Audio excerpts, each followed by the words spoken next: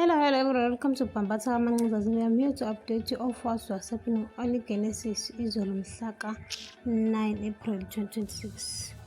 uMpumi-ke uvele waveza izingcinga kaGabriel obala-ke kuhle kwezesele. Afika uGabriel kasedibene edini eganweni wabo lapho uphethe ngisho ibhande kusho ukuthi uzoshaya uMpumi. Uma efika ebuza kuma wakhe ukuthi uphi uMpumi, uma wakhe avela athi uMpumi akekho. Athi mina ngicabanga ukuthi ukulahlekelwa loyo mhlaba loyo bengingeli ukuthi mina ngisangangqongqisa abafana bami nginiphuce konke eninakho. Wathi nje uWendy awuyeke iy'ngane zami phansi ziziphilela impilo yakho ngokuthula njengoba noMarona nje eseGhana ingoba akafune lutho oluzomhlanganisa nezinto ey'mayelana nala, awuyeke iy'ngane zami phansi. U-Ishmael noFestos baseGenesis, Ishmael ufonile uFestos ngoba nakho ufuna ukudingida indaba kaNobuhle ukuthi uyaxolisa u-Ishmael ngokuthi wenze ngale ndlela yenzeka ngakhona, kodwa ngeke akwazi ukuxosha uNobuhle ngoba usemthwalile kwaze wafika la engakabi nalutho, uyena obemenzela yonke into. uFestos wakhala ngokuthi bazohlala kanjani nomuntu ongakwazi ngisho ukuhlonipha uma wakho odelelayo. Wathi u-Ishmael uzokazama ukukhuluma naye njengentombi yakhe kodwa akathandi ukuthi amxoshe endlini yabo ngoba naye uhluphekile namhlanje, akasafuni ukumsiza kodwa ngesikhathi naye ehluphekile wayemenzela yonke into. uFestos wathi akazama indlela yokuthi uyambuyisela ekhaya kubo ngoba kuzoba nzima kakhulu ukuthi bahlale naye. uGabriel ubize uLiza lo abasebenzisana naye eGenesis naseRevelation uzobuza yonke into eyenzakalayo kwezegospel ukuthi yini eyenzakalayo kuyo yonke nje industry gospel. Wathi waxakeka nje ukuthi ukhuluma ngani, wathi eGenesis kuthiwani, ubani ophesheya ubani ongekho phesheya. Wathi hawu kanti uFelisha akutshulanga yini leyo nto? Wathi bengaze ngitshele ukuthi uFelisha mina yini into. Wathi hawu bonke bengazi uMarona uphesheya eGhana uyosebenza khona. Wathi kusho ukuthi ukushiya nge-red card nawe uFelisha. Waxakwa nje lo uGabriel ukuthi kukhulunywa ngani kanti uzosizakala obe yisihlanga ageya ngaso leso. uNobuhle uthi ngosofa basa ne-TV nje walungisa lapha endlini ya-Ishmael noFestos. Bebefika nkosi yami abashaya nge-surprise bakhombisa ukungajabuli ngoba bexaka ukuthi manje uNobuhle useyathenga izinto la endlini. Hhayi bahlale phansi, abahlalise phansi bezosofa futhi ba-comfortable. Abuze ukuthi bahle, athi u-Ishmael hayi bona bayabiza, uthi siyabonga usebenzisa imali yakho engaka. Wathi hhayi ngisebenzisa ikhadi lakho.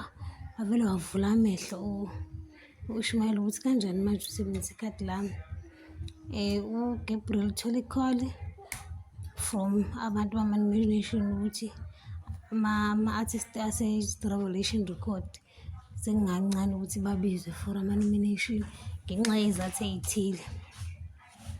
Basele uGabriel wacishe washaya phansi ifoni ngoba nakho phela benganominethwanga. uGabriel hlangana nobonke isidumula komunye nje umnyango ambuze ukuthi okay suyajabula igama lami sekucekeleke phansi ngoba wena noMpumi nihamba emva kwami nicela phansi igama lami. Wajabula uLobonko ejutshulise lento eshuwo. uGabriel wathi hhayi ngiyabonga ukuthi ungazisi kodwa nje ibambe kanjalo and futhi kuyamangaza ngoba abantu ekugcineni sebekwazile ukubona ukuthi ubani wena, uyiphixipixi, uyinyoka le ndoda. Hawu uGabriel wakhombisa nje ungabi nandaba nawe yonke lento eshuwo bonke futhi uyazi ukuthi waze wakhuluma ngendaba yaseGenesis. Wathi kube yathi lowo Genesis oqashe ngayo okanye ozifihle ngayo nama-secrets amaningi kanjani, ngelinye ilanga uyomangala ukuthi kwenzakalani. uGabriel ufonele eGhana ngoba ethi uMarona wafika neyidakamizwa lapha eGhana esuka lapha ezweni labo from eGenesis Record. Bathuka eGhana bakithi ngokuzwa lezo zidaba. Indaba yaqala kuma-social media uMarona ukuthi useboshiwe. Bathuka ubonke, wathuka uFelisha, bonke abantu baxaka ukuthi uMarona wenzeni eGhana. Bonke wathi ufonele unina angayibamba ifoni wayefuna ukuzwa ukuthi uMarona uyaboshwa ngempela yini. uMpumi uzokuchumela uGabriel ngale nto ayenzile ithangi ukuthi wenza into ebukwayo. Hawu baselekile uGabriel nkosi yami. Umbuzo ngempela uzama ukwenza nontombazane yini oyifunayo, ufuna imali noma ufunani? Wathi angifuna imali kodwa ngifuna izingoma zami zibe ngaphansi kwegama lami. Wathi ngifuna yonke into ethi Mpumi ibe ngaphansi kwegama lami. Washo khona ukuthi usazolibuyela usazohamba ama-podcast ayikho into asangazoyihamba.